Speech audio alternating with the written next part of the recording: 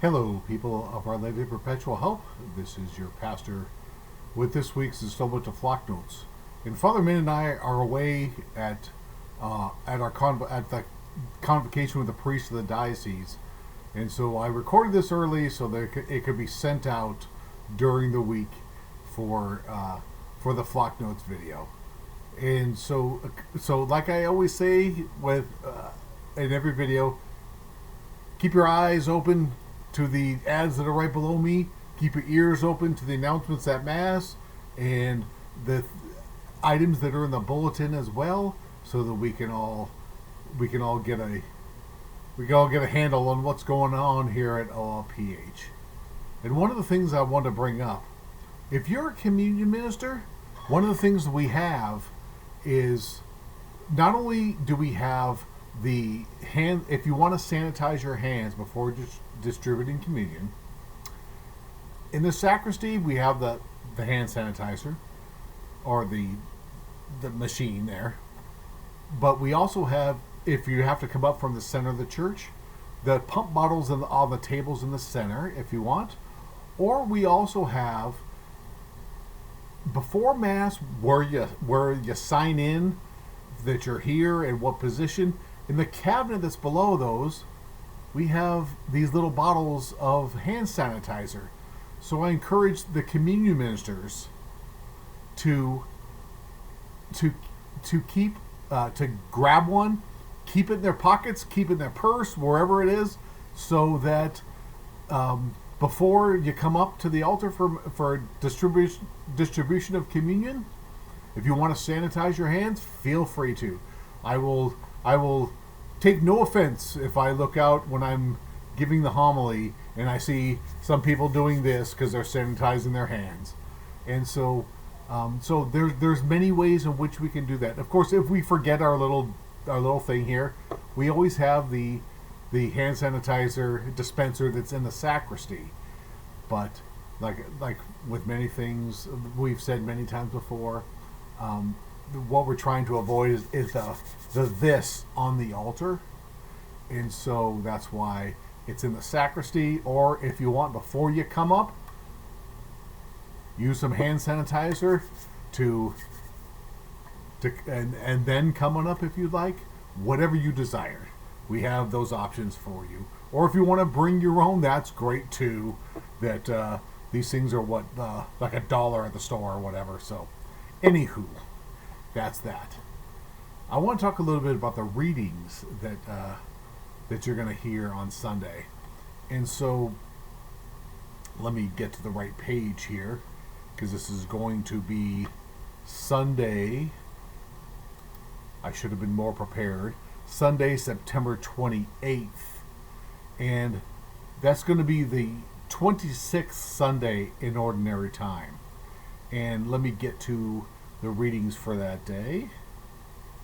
And so what we're going to hear is from, let me get to the right page. I'm sorry, pages are stuck together here.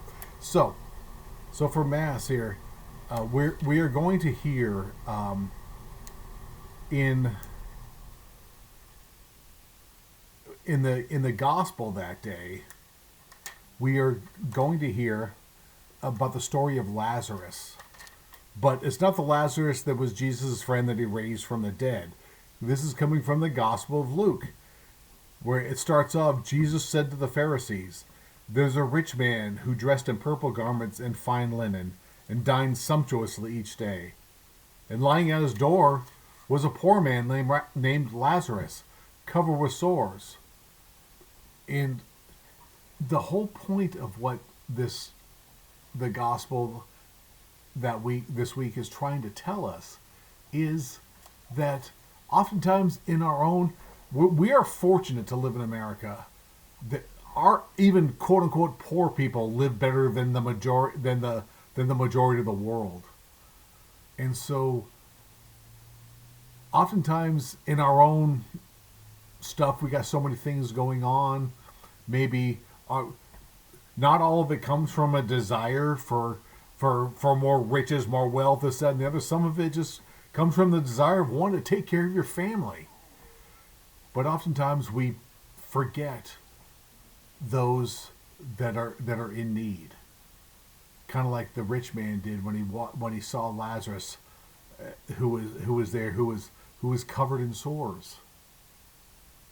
Lazarus needed his help, and so that's really, we can think in our own lives, who is it that needs our help? Sometimes we're the ones that need that help, need the help of others. Maybe somebody else giving us a call to say, hey, how you doing?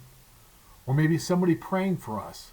Because knowing that somebody else is taking time out of their own day to see to us in some way, one way or another, whether it be through prayer, whether it be through physical helping a person, whether it be however that is, that says a lot. And so when we know when people are extending themselves to help us, so we are to extend ourselves to help others in the way that we can. If you can physically get out there and feed people, get out there and feed people. If you can, if what we can do is pray for people, because prayers are beautiful and prayers are necessary, pray for people. Whatever it is that we can do, we've been blessed by our Lord with many gifts, many treasures. And so we extend those treasures to those around us so that we can all share in God's precious gifts. And so I want to say, I hope you all have had a great week. I'll be praying for you all while I'm at convocation with the priests of the diocese and the bishops. And I will see you all when I get back. Have a great week.